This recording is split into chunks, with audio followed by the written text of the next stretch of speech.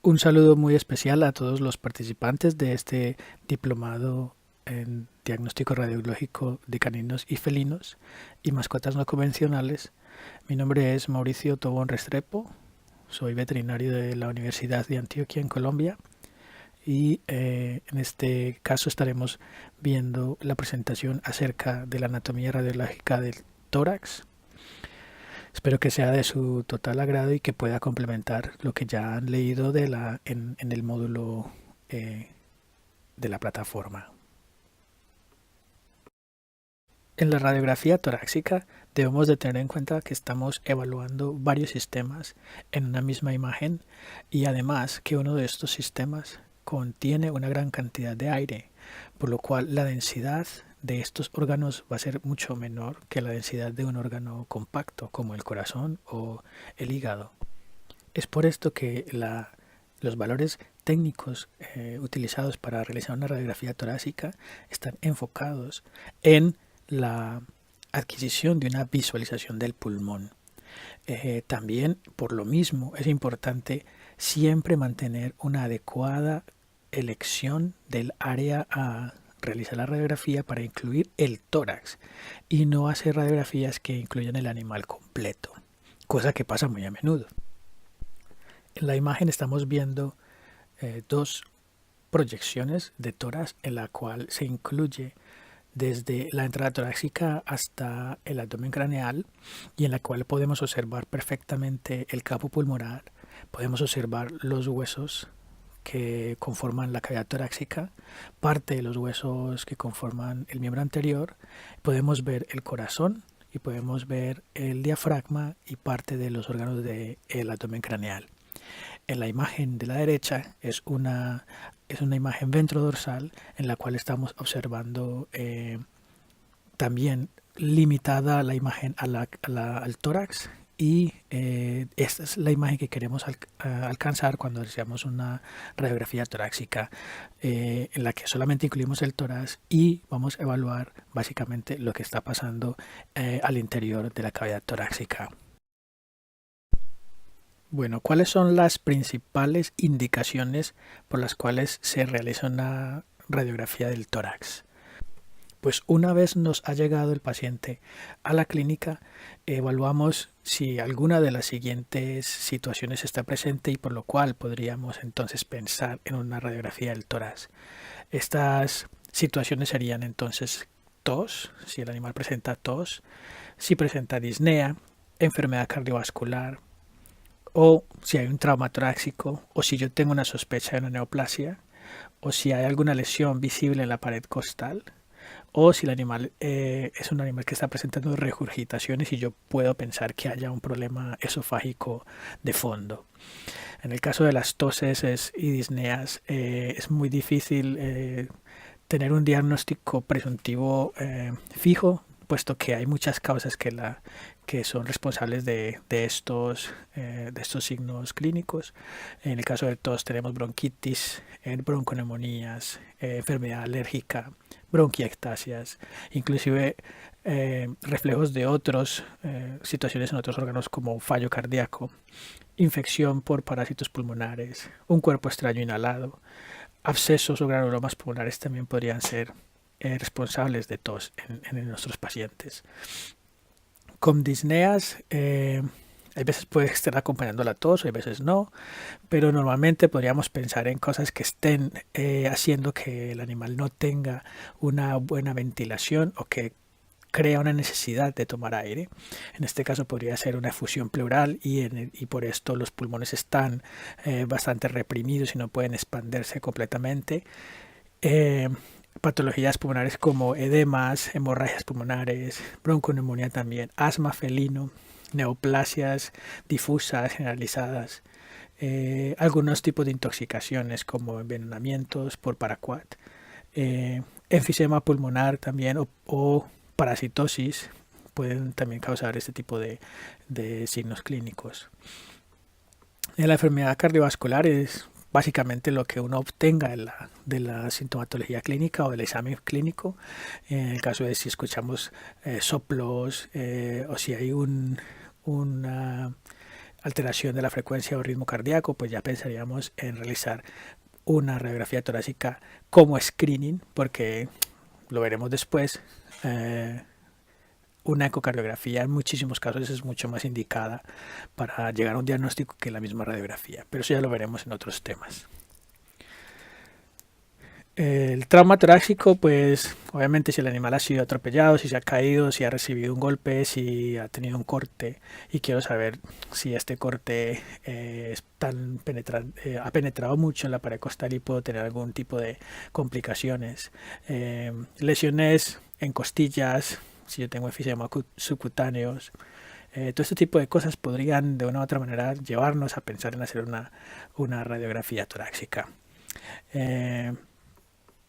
En el caso de las regurgitaciones, pues si es un animal joven y yo estoy pensando que tiene un megasófago congénito, o si es un animal que de repente empezó a hacer arcadas y que yo pienso que se haya podido tomar algo o comer algo que se ha atorado dentro del esófago, o otro tipo de cosas más crónicas que nos hagan pensar en una patología como estenosis de esófago, divertículo esofágico, inclusive en la misma neoplasia esofágica.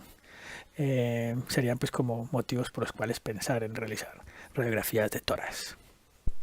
Bien, igualmente hay que tener en cuenta que en muchos casos los pacientes llegan en un estado que puede estar bastante delicado y pensar en realizar una radiografía de tórax pues podría de una u otra manera empeorar el cuadro.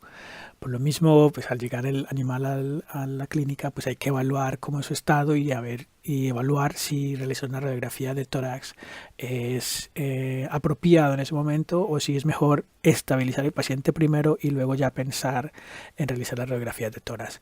Considerar si es verdaderamente esencial realizar la radiografía, sopesar los riesgos que puede haber, mirar si esto me va a cambiar el plan terapéutico, si yo con lo que ya observo en mi examen clínico me es suficiente o para iniciar el tratamiento o si realmente necesito la radiografía para comenzar un tratamiento diferente. Evaluar pues qué proyecciones puedo hacer primero. Muchísimas veces una dorsoventral, una proyección dorsoventral podría ser relativamente fácil de realizar y sin exponer mucho el paciente a un diestrés o un estrés mayor.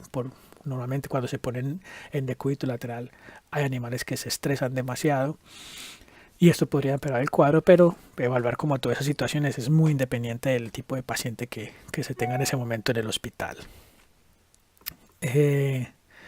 Obviamente hay que tener en cuenta todas las normas de seguridad al realizar la radiografía, lo habéis leído en el módulo. Hay que mirar si en vuestros países, en Colombia yo sé que está permitido que haya personas sujetando al paciente mediante con sus manos inclusive durante la radiografía. Obviamente pues con los protectores de plomo necesarios, pero en algunos países yo no sé si en Latinoamérica se prohíbe el hecho de que haya alguien presente durante las radiografías. En el caso de Europa, en la Unión Europea, en Inglaterra está prohibido y siempre tiene que ser un animal sedado y se quedan solos dentro de la sala. Para esto pues hay muchos tipos de formas de sujetar al paciente con sacos de arena, posicionadores, etcétera, que pueden llegar a dar el mismo efecto que sosteniendo el animal por la ayuda de técnicos o de enfermeros veterinarios.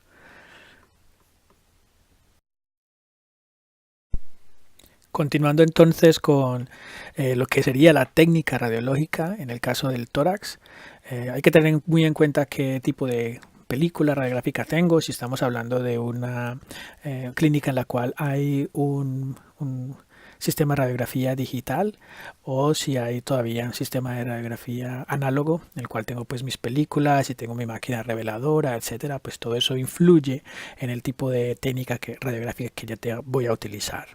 En la actualidad pues ya la radiografía digital pues es bastante asequible. Hay muchísimos fabricantes que ofrecen máquinas que pueden llegar a ajustarse a las necesidades financieras de la clínica y posteriormente puedes ofrecer un servicio muchísimo mejor a los pacientes. En este caso pues elegir bien el cassette y la película que se tenga en ese momento que el cassette, si es una raza grande, pues algunas veces no me cubre toda la área del tórax, pues tengo que pensar en que voy a hacer dos radiografías para poder tomar la parte craneal y la parte caudal, etcétera, pero ya todo eso pues vosotros lo manejáis como sea posible ahí. En el tipo de exposición que se tenga, pues recordar que la radiografía está controlada básicamente por dos factores, el kilovoltaje y el miliamperaje, y yo esto lo puedo controlar desde mi equipo o el tubo emisor de rayos X. En general, para la radiografía de tórax yo voy a utilizar un kilovoltaje alto y un miliamperaje bajo. Con el miliamperaje bajo pues voy a tener un corto tiempo de exposición, con lo cual yo voy a lograr minimizar los efectos que pueda tener en la imagen el movimiento del tórax normal por la respiración y también por la contracción cardíaca. El centrado y la colimación básicamente van de la mano, pues yo quiero una radiografía que esté centrada en la región anatómica a la cual estoy interesado de visualizar, pues entonces pongo mi paciente debajo del haz del tubo, que quede centrado en el sitio en el que yo quiero hacer la radiografía. En este caso pues sería la mitad del tórax, de la cavidad torácica. Pues también el tubo va a presentar pues sus luces de colimación, que son las que yo voy a utilizar para poder poner mi campo de visión, mi área irradiada para poder obtener la radiografía. Hay muchas veces que uno escucha esto de que pues abramos más los campos, abramos la colimación mucho más para ver si hay alguna otra cosa que podamos observar, pero tengan en cuenta que mientras más grande hagan el campo a irradiar, más radiación dispersa obtienen y más deterioro en la calidad de la imagen van a presentar. Por lo tanto, si estoy interesado en el tórax por una patología de tipo netamente respiratoria o cardíaca, pues yo colimo al tórax. Si no me quedan completamente incluidas las vértebras torácicas, pues no hay problema. Pero si yo tengo ya un trauma torácico y quiero ver los huesos, pues ya ahora sí me importará esta situación. El grid es básicamente una rejilla que se pone entre el paciente y el cassette radiográfico para tratar de minimizar la radiación dispersa. Básicamente se utiliza en la radiografía de tórax cuando el animal tenga un ancho del tórax mayor a 10 centímetros. Pues ahí utilizo yo un grid. Con respecto a las proyecciones radiográficas que realizamos en el tórax, pues básicamente podremos hablar de 4 direcciones básicas. Estas serían una proyección de cúbito lateral derecha o una proyección de cúbito lateral izquierda, una proyección dorso-ventral o una proyección ventro-dorsal. Esas son básicamente las 4 proyecciones que uno podría realizar básicamente para el tórax. En el diagrama que tenemos en la diapositiva vemos entonces cómo se realiza una proyección lateral en la cual tenemos el área punteada, casi que demarcando cómo sería la extensión de la colimación para utilizar en esta vista lateral del tórax, y miremos que no incluye completamente la parte dorsal del paciente porque no nos interesa la musculatura o los procesos espinosos de las vértebras torácicas. Eso no nos interesa, sino que nos interesa más ver los órganos internos como tal. Y se extiende caudalmente hasta casi que el borde de inicio del arco costal para que incluyamos toda la extensión de los lóbulos caudales de los pulmones, y por lo tanto pues tendremos incluido parte del abdomen craneal. En las imágenes que tenemos a la izquierda y abajo en la diapositiva vemos una representación de cómo sería una proyección dorso-ventral y una proyección ventro-dorsal.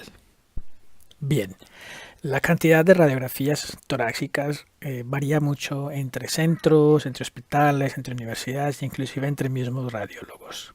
Depende mucho pues de los intereses que se presenten en ese momento y inclusive de las posibilidades económicas del propietario para poder pagar una radiografía torácica.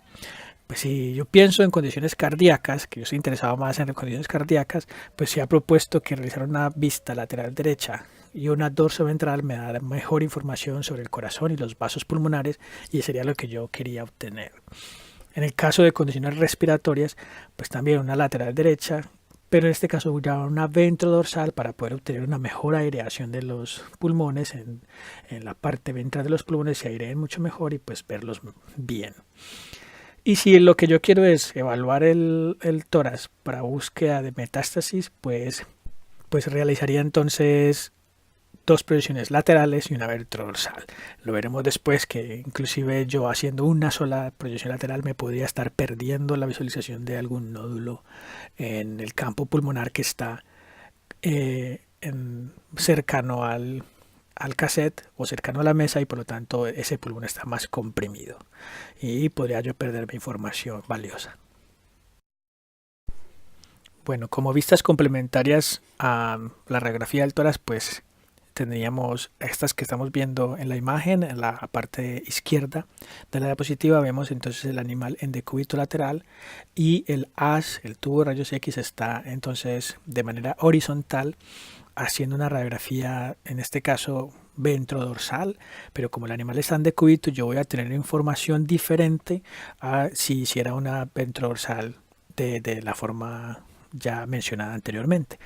¿Qué información voy a obtener? Pues en el caso de que esté sospechando de que este paciente pueda tener un pequeño neumotórax, o sea, aire libre en el espacio pleural, pues si hago este tipo de radiografía con el haz horizontal, puedo ver muchísimo mejor el aire que se concentra en la parte, como tiene menos densidad, pues va hacia la parte más superior del tórax. Entonces lo podría ver mucho más fácilmente.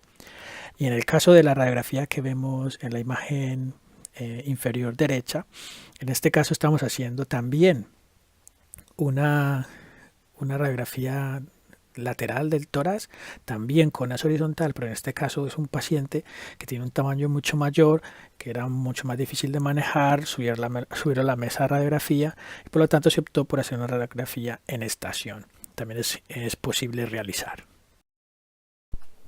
Las proyecciones radiográficas laterales básicamente pues son dos, la lateral derecha y la izquierda. Los nombres que se le ponen al final se refieren básicamente al lado del animal que está en contacto con la mesa. Por ejemplo, lateral derecha quiere decir que el lado derecho del animal está sobre la mesa, y por lo tanto el haz de rayos X viajará desde la izquierda hacia la derecha. Se ha ya diferenciado que las imágenes obtenidas en cada una de las dos laterales son diferentes. Hay algunos órganos que se ven de manera distinta, por lo tanto, inclusive si no se marca la imagen con algún marcador metálico para saber que la derecha y la izquierda, pues habría formas de saber cuál de las dos laterales es, simplemente mirando ciertos órganos en particular. Bueno, este tipo de órganos serían básicamente el corazón. En la lateral izquierda es un poco más redondeado que la lateral derecha. Lo vemos aquí en la vista lateral derecha, es más alargadillo.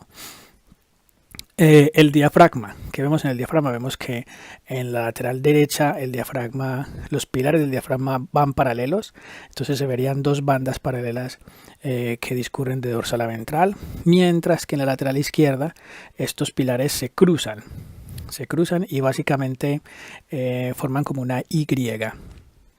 La vena cava caudal en la lateral derecha se une con el pilar más craneal, lo vemos aquí. En cambio, en la lateral izquierda, pues la vena cava caudal va a ir a unirse al pilar que está ligeramente más caudal. Si es posible identificar gas dentro del estómago, la burbuja gástrica, pues en una lateral derecha, esta burbuja gástrica estará localizada en el fundus, básicamente porque al estar el animal en decúbito lateral derecho, pues el fundus va a estar más alejado o va a estar arriba del paciente, y por lo tanto por gravedad pues el gas va a estar desplazado hacia el fundus. Pero en la lateral izquierda ya el píloro es el que va a estar arriba, y en este caso ya el gas irá al píloro, y esto lo vemos en estas dos radiografías muy bien. Se ve el gas en el píloro en la lateral izquierda y se ve gas con un poco de contenido gástrico en el fundus en la lateral derecha. Los vasos pulmonares para los lóbulos craneales es otra cosa importante. Vemos aquí que en la lateral izquierda se diferencian ambos vasos para el lóbulo craneal izquierdo y para el lóbulo craneal derecho, que se ven separaditos, pero en cambio en la lateral derecha están superpuestos los unos a los otros y es muy difícil de diferenciar. Hay que tener en cuenta una cosa, y es que cuando estamos evaluando una vista lateral, el pulmón que vemos es precisamente el que no está contra la mesa. Si estamos teniendo una lateral izquierda, pues yo voy a visualizar mucho mejor el pulmón derecho, puesto que tiene más espacio para expandirse, ya que el izquierdo va a estar un poco más colapsado por el peso del corazón y por la posición. Y lo mismo pasa en la lateral derecha, pues voy a ver mucho mejor el pulmón izquierdo. Esto hay que tenerlo muy en cuenta a la hora de, si yo tengo una patología, la veo muy bien delimitada con aire y todo, y veo que es la proyección lateral izquierda, pues ya pensaría que esta patología está en el pulmón derecho. Y obviamente hay que corroborar esto con una ortogonal, pues corroborada con la dorsoventral o la ventrodorsal. Bueno, las diferencias entre las proyecciones dorsoventral y ventrodorsal son un poco más sutiles. Básicamente es importante observar el diafragma. El diafragma en la dorsoventral es una sola cúpula, mientras que la ventrodorsal es posible identificar 3 cúpulas diafragmáticas, ya que los pilares del diafragma están más cercanos a la placa y por lo tanto pues se formarían 3 imágenes. En la imagen de la derecha no se alcanzan a apreciar muy bien, pero se asemejan las 3 cúpulas si se observa bien cómo el diafragma se repliega hacia la columna vertebral. La silueta cardíaca también cambia un poco de posición. En la dorsoventral se ve un poco más redondeada, mientras que la ventrodorsal es un poquitico más alargada y el ápex cardíaco apunta ligeramente más a la izquierda. Los vasos pulmonares son más visibles en la dorsoventral que en la ventrodorsal. Pues aquí vemos en la imagen de la dorsoventral cómo se aprecia muy bien ese vaso pulmonar paralelo a la columna, dirigiéndose hacia los lóbulos pulmonares caudales. Si nuestra imagen está incluyendo parte del abdomen craneal, pues vamos a poder visualizar la burbuja gástrica. En este caso, la burbuja gástrica tendrá más gas en la porción del fundus, en la dorsoventral, y por lo tanto se vería como una burbuja única redondeada ahí en el fundus, en la parte izquierda del abdomen. Pero en la ventrodorsal, pues el gas ya se distribuye hacia el cuerpo y un poco más hacia el píloro, por lo tanto se vería una imagen alargada de gas dentro del estómago en la ventrodorsal, cosa que vemos aquí también en la imagen. Bueno, hay muchísimos sistemas, o al menos se pueden optar por tener un sistema de evaluación de la radiografía torácica. Muchísimas personas pues utilizarán un sistema en el cual van de craneal a caudal, de arriba a abajo o de afuera hacia adentro, pero lo importante aquí es seguir un patrón y ese patrón mantenerlo y volverlo una rutina para que siempre que veas la radiografía la evalúes de la misma manera, tengas tu sistema, y con esto nos aseguramos de no dejar ninguna de las estructuras del tórax fuera de interpretación.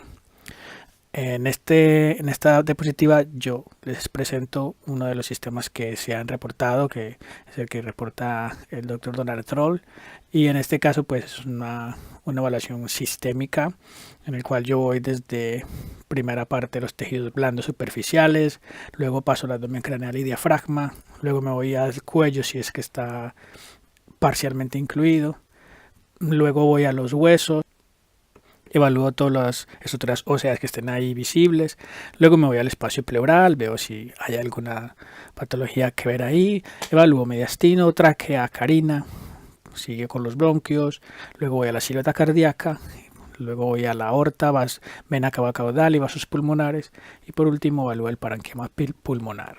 Pues con esto yo casi que estoy cubriendo todo el tórax y si lo sigo al pie de la letra y lo mantengo y lo hago una rutina, pues voy a tener muchísimo menos margen de error. Intenta como ejercicio con estas dos imágenes tratar de hacer tu evaluación sistémica, intenta seguir cada uno de los pasos y ver todas las estructuras, huesos, pulmones, estructura cardiovascular, etcétera. Trata de hacerlo como lo hemos visto y haz tu ejercicio mental mirando estas radiografías. Es importante también entonces tener en cuenta que hay algunas cuestiones que pueden variar y que pueden hacer que nuestra interpretación radiológica se vea un poquito afectada. En este caso estoy hablando de variaciones asociadas a las razas de animales, porque no todos los tórax son iguales. No es lo mismo ver un tórax de un afgano o de un galgo y compararlo con el tórax de un bulldog francés, por ejemplo, que son tórax completamente distintos y que podríamos pensar que hay algunos cambios patológicos, pero no lo son, que son simplemente cambios por anatomía específica de la raza. Otras cuestiones es el ciclo respiratorio, pues no es lo mismo ver una placa de tórax completamente aireada, el pulmón expandido, que ver una placa en la cual la respiración ha sido obtenida ya en la fase expiratoria completa. Pues va a haber menos aire en los pulmones, va a haber más incremento en la opacidad del pulmón, por lo tanto es más difícil yo poder llegar a un diagnóstico pues certero con este tipo de radiografías. Y también pues tener en cuenta cuál es la posición que tiene el animal, qué tipo de recumbencia tiene para yo poder interpretar este tipo de cambios. Aquí por ejemplo tenemos dos tipos de razas. En la izquierda hay una raza brachycefálica y en la derecha hay una raza retriever. Vemos las diferencias en la extensión del tórax. Hay muchísimas malformaciones relacionadas a la raza, asociadas a la raza en los braquicefálicos a nivel de las vértebras torácicas. Eso lo podemos ver aquí. Vemos cómo es de pequeño el tórax a comparación con el retriever, y también el corazón. Aparentemente la silueta cardíaca es mucho más grande. Si lo vemos en todo o en proporción al tórax, se ve mucho más grande que en el retriever, y por lo tanto uno pensaría de que hay una cardiomegalia, pero esto es simplemente artefactual debido a la conformación torácica. Son este tipo de cosas en las cuales hay que tener muy en cuenta antes de comenzar pues como la interpretación. En cuanto al ciclo respiratorio, pues no es lo mismo tener una placa, como ya lo había mencionado, inspirada al momento de la inspiración, en la cual vamos a ver muy bien esos lóbulos pulmonares aireados. Vamos a ver que el diafragma se desplaza más o menos al nivel de T10, T9. Y vamos a tener aireación del lóbulo accesorio derecho, que sería como este triángulo que se ve entre el diafragma, vena cava caudal y la silueta cardíaca. Pues esto se vería mucho más pequeño si estuviera, o inclusive no se vería, como lo vemos en la imagen de la derecha cuando es expiratoria. A la hora de evaluar pues el resto de la opacidad pulmonar en una proyección expiratoria, pues obviamente el parénquima pulmonar va a estar más aumentado en opacidad, va a estar mucho más opaco que con respecto a la fase inspiratoria. Otras cositas respecto a las diferencias entre las dos sería que hay una distancia visible entre la columna torácica y la carina en las placas inspiratorias, y en la placa expiratoria pues esta distancia se ve reducida, e inclusive lo vemos en estas dos imágenes. Con respecto a la radiografía dorsoventral, pues que no tenemos aquí una imagen, pero bueno, en la radiografía inspiratoria, pues la parte caudal del tórax se ve mucho más amplia y alargada. En cambio, en la expiratoria se ve más acortada, más estrecha. Los pilares del diafragma en la inspiratoria se ubicarán más o menos entre T8 y T10, y habrá pues como una mayor visualización entre en el receso costodiafragmático, mejor dicho, el espacio que hay entre la pared costal y el diafragma, pues yo vería un ángulo mucho más amplio ahí, que cuando es expiratoria este ángulo pues es mucho más estrecho. Otra cuestión importante es que cuando se está haciendo la interpretación de la radiografía es tener muy en cuenta qué es lo que se está describiendo, qué voy a describir, qué es lo que estoy mirando. Entonces describir tamaños, describir formas, describir márgenes, opacidades, la localización lo más exacta posible, bueno, que si es en el pulmón izquierdo, pero entonces en cuál lóbulo, que si es en una costilla, pero cuál costilla, de qué lado, etcétera. El número de lesiones, pues si tengo una, tres, cuatro, cinco. Si ya son muchas, pues simplemente múltiples lesiones. Y una cosa importante es cuando yo tengo una estructura de opacidad, tejido blando, que me está ocupando una parte importante del tórax, pues por lo general cuando yo tengo órganos de la misma opacidad, pues estos al estar en contacto, estas opacidades se suman y yo ya no puedo ver ningún margen entre ellas. Esto sucede, básicamente se llama signo de silueta o signo de obliteración de los márgenes. Yo tengo que decir que hay esto así para justificar de pronto que no vea la silueta cardíaca o que no vea la delineación del diafragma, pues tengo que justificar por qué. Entonces tengo que decir, hay una estructura de opacidad de tejido blando dentro del tórax que me está causando signo de silueta de la silueta cardíaca y del diafragma. Y ya con esto, pues el que lea entiende que hay algo ahí que está haciendo un efecto de sumación. El efecto masa se refiere simplemente a que si yo tengo una masa, como lo dice, dentro del tórax, pues normalmente esta masa me va a desplazar órganos, me los va a desplazar lejos de donde la masa está creciendo. Si la tengo en el hemitórax derecho, pues voy a ver que hay un efecto masa hacia el hemitórax izquierdo. Las estructuras van a estar empujadas hacia el hemitórax izquierdo. Si la masa está creciendo en la parte dorsal de la cavidad torácica, pues voy a ver un efecto masa con desplazamiento de las estructuras del tórax hacia ventral. Pues todo este tipo de cosas se tienen que mencionar en el momento de hacer la descripción radiográfica. Bueno, manera de ejemplo voy a hacer un ejercicio aquí con estas dos radiografías de cómo interpretaría yo, cómo leería yo estas radiografías. Bueno, tengo dos proyecciones, una lateral izquierda y una dorsoventral de un gato esqueléticamente maduro, evaluando las estructuras superficiales, estoy hablando superficiales, no veo ningún cambio, solamente que hay un pequeño incremento en la opacidad grasa a nivel de la pared costal derecha, que es posible que sea debido a un lipoma. Pasando al abdomen craneal, la silueta diafragmática está parcialmente visible en la lateral, pero en la parte ventral hay un incremento de la opacidad tejido blando que me crea un efecto de silueta del diafragma y no puedo ver completamente el contorno. La silueta hepática no tiene ningún cambio y no se ve ningún otro tipo de cambios en el abdomen craneal. Pasando a la parte del cuello, pues no puedo decir nada porque en esta radiografía no está incluido. Evaluando los huesos, no se ve ninguna alteración tipo fractura, osteolisis o osteoproliferación a nivel de las vértebras torácicas o costillas o esternón, por lo tanto están sin cambios significativos.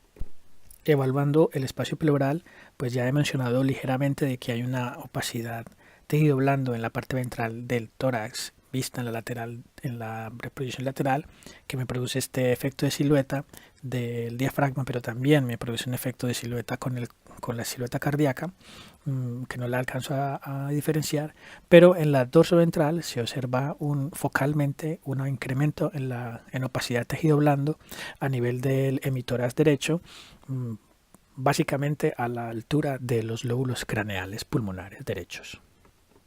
Para evaluar el mediastino, pues tengo que decir que esta radiografía dorsoventral no está lo más perfectamente posible en su alineamiento. Hay un poco de oblicuidad, porque veo el esternón separado de las vértebras torácicas, pero aquí en este caso no tendría yo en este caso no hay ninguna patología afectando el mediastino. Seguimos con la tráquea y la carina, pues no se ve ninguna alteración a nivel de estas dos estructuras, tampoco se ven alteraciones en los bronquios principales de los lóbulos caudales. Pero sin embargo en la lateral derecha se alcanza a apreciar un bronquio sobre esta estructura de opacidad tejido blando que habíamos descrito anteriormente y que da la impresión de tener como un broncograma aéreo. Hay que poner mucho cuidado en esto entonces para posteriormente caracterizarla mejor. La silueta cardíaca, pues ya hemos dicho que no se aprecia perfectamente la lateral por el efecto de silueta que hay, pero en la dorsoventral se alcanza a ver con un ligero desplazamiento hacia la izquierda del tórax. No hay ningún tipo de alteraciones visibles en los grandes vasos. La vena cava caudal se alcanza a apreciar sin ningún cambio o patología, y la arteria aorta sí que no se ve bien en esta placa. Pero eso no quiere decir que esté patológica, simplemente que no se alcanza a apreciar bien. Ahora, ya enfocado más en el parénquima pulmonar, pues tengo esta estructura de tejido blando, que ya la dije que estaba localizada en el hemitórax derecho, a la altura de los lóbulos craneales derechos, que ocupa más o menos 2,5 espacios intercostales, extendiéndose desde el cuarto al sexto, y que en la lateral derecha se ubica más hacia el dorso del tórax, con un contacto, casi que con un contacto con las vértebras torácicas. A esta altura ya pues podría yo concluir con la descripción, ya tendría yo que sacar algunas conclusiones o un resumen de los hallazgos. Pues diría que hay una masa a nivel de los lóbulos craneales derechos, que posiblemente esta masa es pulmonar, porque hay una presencia de broncograma aéreo. Por lo tanto, yo sé que hay una estructura rodeando el bronquio más densa y el bronquio todavía tiene un poco de aire. También sé que hay una efusión pleural porque hay pérdida o hay un signo de silueta de la silueta cardíaca y del diafragma. Por lo tanto, hay una efusión pleural, y este cambio podría ser básicamente asociado con una patología neoplásica, posiblemente un tumor pulmonar primario con una efusión pleural asociada. Bueno, como parte del sistema respiratorio está también la faringe, la laringe y la tráquea, que se encuentran en el cuello, en la parte inicial del cuello. Estas estructuras normalmente están aireadas o se presentan con opacidad gas. Vemos las diferencias que hay aquí entre el felino y el canino. En el felino pues vemos una faringe un poco más estilizada, una laringe no tan prominente y una disposición del hueso hyoides que es bastante curvo con respecto a lo que vemos en el perro. El paladar blando, pues dividiendo la faringe en lo que es naso y orofaringe, y las estructuras pues que están alrededor de ellas de tejidos blandos que comprenderán pues la musculatura que se encuentra ahí, las glándulas salivares, los nódulos linfáticos retrofaringeos mediales y también los mandibulares. Y bueno, pues todas las estructuras que estén en esta posición pues van a de una u otra forma presentar alteraciones en la posición, apariencia o opacidad de faringe, la laringe o la tráquea. Vamos a ver entonces más o menos qué es lo que podemos encontrar de anormal en cada una de estas estructuras. Básicamente en esta región indicaciones para realizar radiografías podrían ser que yo tenga un estridor o un ruido respiratorio superior, problemas en la inspiración, y también de pronto en algunos momentos podríamos tener un paciente que presente algún abultamiento en la zona. Entonces sería pues indicativo de realizar una radiografía ahí. Obviamente también una ecografía podría darnos información adicional, pero inicialmente con la radiografía podemos ver a ver si hay una masa. Pues hay las masas que pueden ser extramurales, provenientes de todos los tejidos blandos que rodean la faringe, la laringe y la tráquea, o puede ser una masa mural que realmente se esté originando de estos órganos, o intramural o intraluminal, perdón. En este caso podría ser un cuerpo extraño que está alojado en la faringe o en la laringe y que está impidiendo pues la adecuada ventilación del paciente. Traumas pueden pasar o suceder que hay traumatismos, sobre todo cuando hay en los perros, cuando se juega con palos o en pronto un gato que se traga algo cortopunzante, una aguja o algo así, pues habría indicación para un trauma.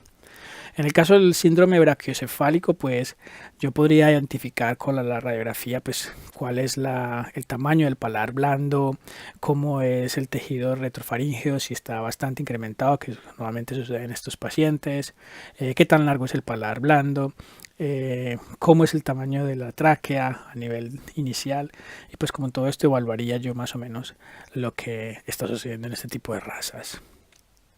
Otras cuestiones como retroversión epiglótica, que son un poco más raras de que ocurran, pues sería una posición muy paralela de la epiglotis, casi que tapando la glotis en sí, y obviamente pues produciría un problema para el paciente. El colapso faríngeo, que es cuando las paredes de la faringe pues obviamente se colapsan y van a estrechar la nasofaringe o la orofaringe, y obviamente pues esto acarrearía problemas para el paciente. Estenosis nasofaringea, inflamaciones tipo faringitis, laringitis también estarían pues ahí involucradas. En algunos casos pues por ejemplo los gatos podrían tener un poco más de enfermedades tipo alérgicas a nivel de la cavidad nasal y virales que podrían pues en algún momento dado producir algunos cambios en la apariencia de las vías aéreas superiores. Muy bien, bueno, aquí tenemos entonces dos ejemplos de patologías que pueden afectar la faringe o laringe. En este caso, en la imagen de la izquierda tenemos un gato y las flechas están indicando que hay una opacidad tejido blando homogénea en la nasofaringe que está completamente obliterando toda la luz de la nasofaringe. De hecho, que no hay ninguna opacidad gas ahí a ese nivel. Si queréis pueden regresar a la diapositiva anterior y ver en la apariencia normal como sí que hay aire en la nasofaringe, pues en este caso no lo hay, aparenta que hay un pequeño desplazamiento del paladar blando hacia ventral, y en gatos es muy común, o bueno, de las patologías más comunes a este nivel serían los pólipos nasofaringeos. Obviamente sería para explorar mucho más este tipo de cambios en la nasofaringe. Obviamente luego de aquí podría ser una rinoscopia o podría ya ir a un TC a ver qué es lo que está pasando.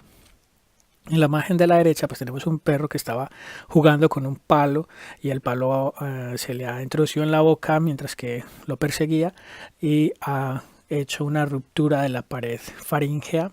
Por lo tanto vemos una cantidad moderada de opacidad gas en los planos faciales de los tejidos blandos ventrales del cuello, ahí donde están las flechas indicándolo, y pues hay que tener mucho cuidado con esto porque si hay ruptura de esófago pues ya tendría que entrar pues a hacer una corrección quirúrgica.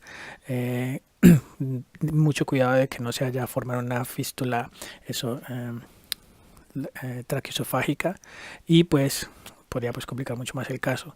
Cuando hay gas libre en la cavidad cervical, porque podemos llamarla así, este gas podría migrar hacia el mediastino, entonces hay que tener mucho cuidado con esto, y cuando tengamos un paciente con estos signos, pues además de realizar la radiografía del cuello, pues es bueno realizar una radiografía de tórax para ver si todo está en orden mucho más caudalmente.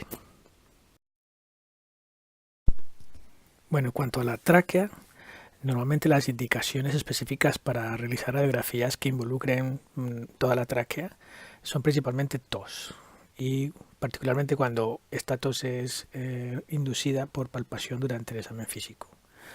Si hay un reflejo de tos entonces, o si hay una tos que se produce ahí, puedo yo entonces pensar en realizar una radiografía de la tráquea. Otros desórdenes respiratorios que puedan involucrar vías aéreas superiores como sibilancias o ruidos respiratorios pues también podrían, disnea, también podrían ser indicativos de que necesitamos realizar una radiografía de la tráquea.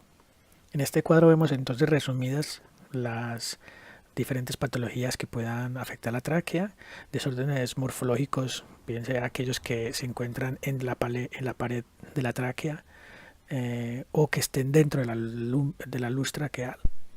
Bueno, y en este caso sería importante realizar al menos una vista lateral y ver si en algún momento la pared de la tráquea se engruesa o el lumen de la tráquea focalmente se vuelve estrecho o hay algo inclusive de opacidad tejido blando dentro del lumen traqueal.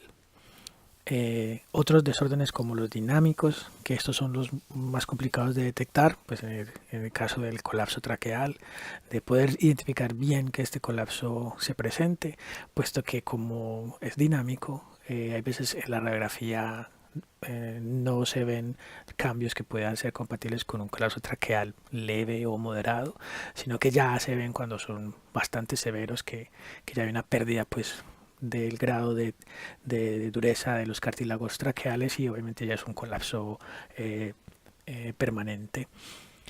Desórdenes extrínsecos, o sea, cosas que estén por fuera de la tráquea y que de otras maneras afectan el lumen traqueal, pues masas cervicales, masas en el mediastino craneal, masas perihiliares, masas esofágicas o cuerpos extraños esofágicos, podrían pues también ser compatibles con un desorden extrínseco de la tráquea.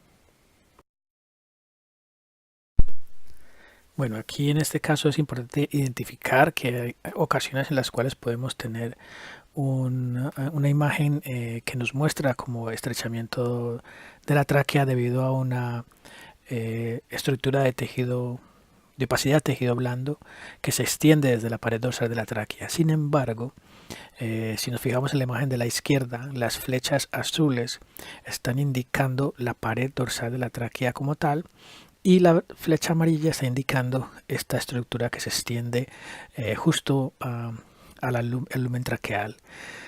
En el caso de la imagen de la derecha hay algo parecido pero menos prominente y la flecha roja está indicando esta banda de tejido blando que se proyecta desde la pared dorsal de la tráquea hacia ventral. Es muy importante realizar al menos un par de radiografías más para evidenciar si esto es realmente un colapso traqueal o se trata simplemente de una redundancia de la pared dorsal de la tráquea. Obviamente si hacemos una fluoroscopia sería muchísimo más importante porque aportaría un efecto real de lo que pasa en el momento de la inspiración y expiración. Eso lo vamos a ver en la siguiente diapositiva. En este video de fluoroscopia he realizado al paciente que vimos en la diapositiva anterior, en la imagen de la izquierda. Vemos cómo entonces durante todo el ciclo respiratorio la tráquea no cambia de calibre y vemos que el aire pasa tranquilamente hacia los pulmones sin ningún problema. Por lo tanto, en este caso no tendríamos un colapso traqueal, sino que tenemos una redundancia en la pared dorsal de la tráquea que se ve radiográficamente, pero que en definitivas cuentas no está afectando la dinámica respiratoria del paciente. Aquí tenemos otro caso, otro paciente, pero este sí que presentaba una disnea. Cuando se realiza la radiografía se ve en la lateral, en la imagen lateral izquierda, vemos que hay una banda de tejido blando proyectada desde la porción dorsal de la tráquea hasta casi estrechar completamente la luz traqueal. Las flechas están indicando a la banda de tejido blando y en este caso, diferente del caso anterior, no vemos la membrana o la pared dorsal de la tráquea superpuesta ahí a esta estructura. Por lo tanto, pensaremos que es un colapso de tráquea real. Otra cosa es que se pueden hacer las mediciones respectivas, calcular el índice entrada torácica, diámetro de la tráquea y ver si esto realmente corresponde a un colapso traqueal. Sin embargo, en este caso, pues la luz que se ve en lo que queda de la luz traqueal es mínimo y pues nos llevaría a pensar que sí es un colapso traqueal. Vemos aquí dos videos. El video de la izquierda, bueno, ambos videos corresponden al mismo paciente, es el paciente de la diapositiva anterior. En el video de la izquierda vemos cuando el animal simplemente está ahí respirando y vemos que hay colapso o hay estrechamiento de la luz traqueal a nivel de la región cervical caudal, simplemente con el hecho de inspiración y expiración. Básicamente en expiración es que hay el estrechamiento de la tráquea. Y en el video de la derecha es cuando se le ha inducido al paciente tos. Entonces en este caso se le induce tos para ver qué tanto se estrecha la tráquea, qué tanta cantidad de tráquea se colapsa, y también para ver si hay colapso de los bronquios principales para los pulmones. En este caso vemos que cuando el animal tose, toda la tráquea torácica no se ve aireada, sino que colapsa completamente. Y los pulmones, los lóbulos pulmonares caudales, pues también quedan menos aireados de lo normal. Cabe resaltar que en condiciones normales, si se hace toser a un paciente bajo fluoroscopia, nunca así tosa, debe estrecharse el diámetro traqueal. Siempre se tiene que ver. Por lo tanto, entonces este es positivo para colapso traqueal dinámico.